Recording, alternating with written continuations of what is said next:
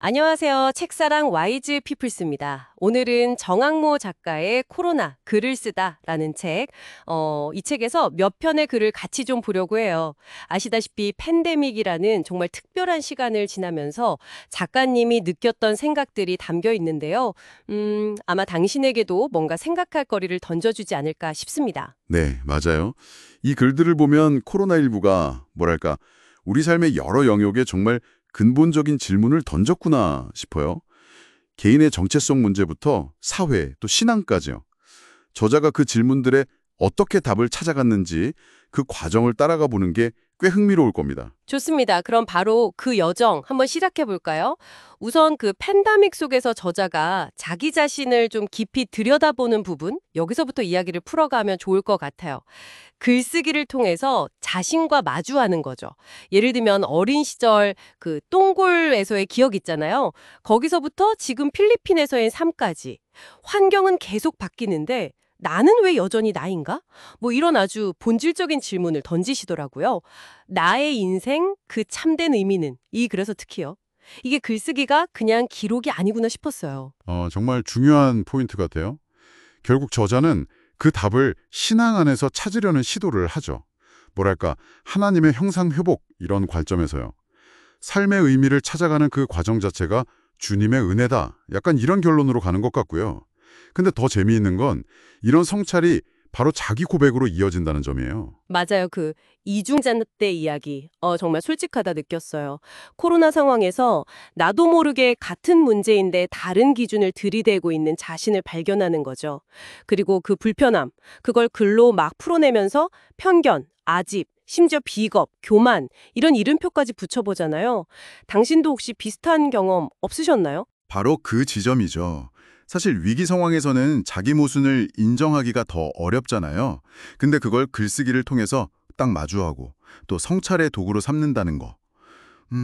이게 그냥 자책에서 끝나는 게 아니라 뭐랄까 성숙으로 나아가는 과정처럼 읽혔습니다. 자, 그럼 다음 주제로 좀 넘어가 볼까요? 사회 변화, 특히 세대 간의 시각 차이에 대한 저자의 고민도 상당히 인상 깊었습니다.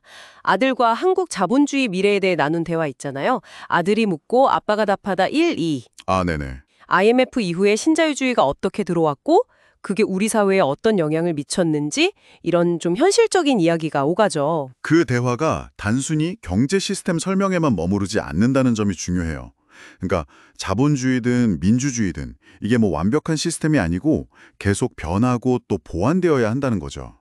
특히 한국 사람들이 가진 어떤 공동체 의식, 저자는 이걸 사회주의적 기질이라고까지 표현했는데 이런 면이 위기 속에서 오히려 상생의 동력이 될 수 있다. 이런 시각은 좀 독특했어요. 네, 그런 맥락에서 포노사피엔스 이야기도 연결되더라고요.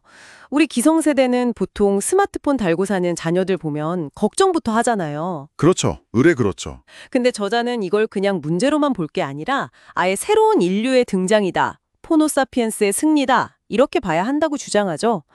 이런 변화, 당신은 어떻게 보세요? 사실 코로나19가 이런 디지털 전환을 정말 어마어마하게 앞당겼죠. 언택트가 오히려 뉴 컨택트 시대를 열었다. 이런 분석인데 상당히 일리가 있습니다. 그래서 저자 말처럼 자녀들 스마트폰 사용을 무조건 막으려고만 할 게 아니라 오히려 이 새로운 시대에 잘 적응하도록 돕는 게 부모 역할 아니냐는 거죠.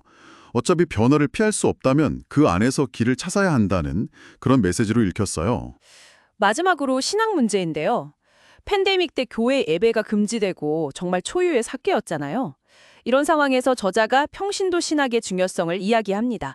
평신도 신학을 말하다라는 글에서요. 이건 좀 어떤 의미로 받아들여야 할까요? 네, 핵심은 그 평신도, 원래 라오스라는 단어의 의미를 되살리자는 거예요. 이게 원래 하나님의 백성 전체를 뜻하는 거거든요.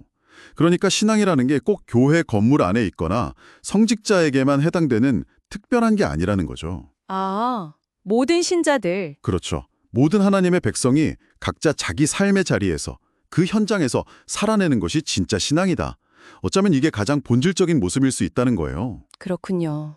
어떻게 보면 팬데믹이라는 위기가 기존의 어떤 교회 중심적인 생각에서 벗어나서 평신도 개개인이 더 주체적으로 신앙을 살아가야 할 필요성을 확 느끼게 해줬다. 뭐 이런 통찰로도 이어지겠네요. 각자의 삶의 자리가 곧 신앙의 현장이다. 이 말이 참 울림이 있네요. 오늘 정학모 작가의 글들을 통해서 팬데믹 시기에 우리가 했던 또 할 수 있는 깊은 고민들을 함께 나눠봤습니다. 개인의 내면 이야기부터 사회변화, 신앙의 본질까지 정말 다양한 생각거리를 던져주는 것 같아요. 네, 맞아요.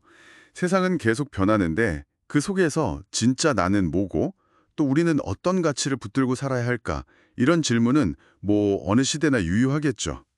저자가 자신의 이중잣대를 돌아봤듯이 오늘 나눈 이야기들이 당신 스스로를 좀 돌아보는 작은 질문 하나쯤 마음에 남겼으면 좋겠습니다. 어쩌면 그 질문이 또 다른 길을 열어줄지도 모르니까요. 네, 오늘 탐구는 여기까지입니다. 이상 책사랑 YG피플이었습니다.